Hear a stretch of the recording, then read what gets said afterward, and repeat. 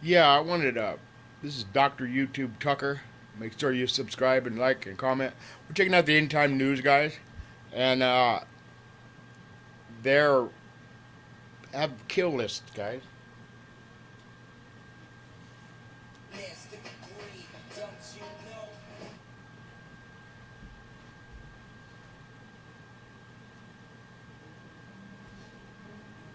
Next segment tonight, according to the Wall Street Journal, the Islamic State has begun distributing long lists of ordinary citizens they want to see assassinated. Quite the story.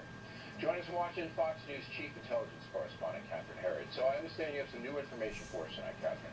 Well, Bill, I was able to take a look at two of these kill lists, courtesy of MEMRI, which is the Middle East Media Research Institute that tracks ISIS. And for the most part, these lists look like they've been drawn from municipal databases, property records. Some of them are like spreadsheets with a name, an address, and a phone number.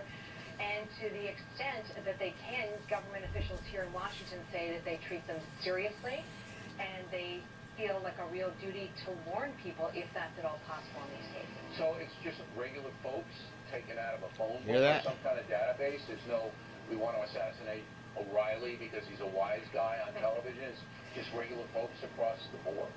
Well, it's a big question. They started about 2 years ago, 18 months, with military families, and then they proceeded to intelligence officials who had a connection to terrorism, and then they moved to government officials. There Yes, are they targeted have. people who Right. are opposing ISIS. It's not just a random thing. No, but significantly, if I could, they've moved to average Americans, and I believe this is part of the strategy of sort of a psychological warfare to sow fear and terror if they can't strike within this country. Sure. Yeah. Now, what federal agency is responsible for alerting someone who shows up on this list? Well, that's the tough part of this issue is that it's so fractured. What you hear from the military is that they'll get a notice from a base commander. That doesn't always work because families are living off base.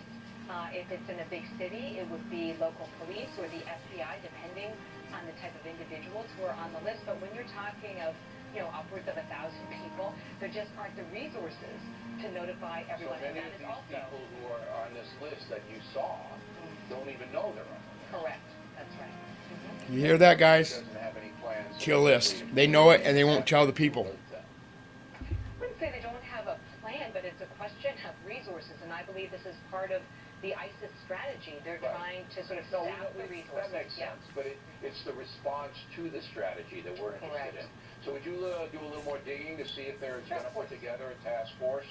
Because I think if your name's on a list that's circulating in the Middle East, you want to know that. Well, and especially for the military families, because Yeah. they've been hit the hardest, and you hear the most distress from these families who feel that they've kind of been left sort of hanging.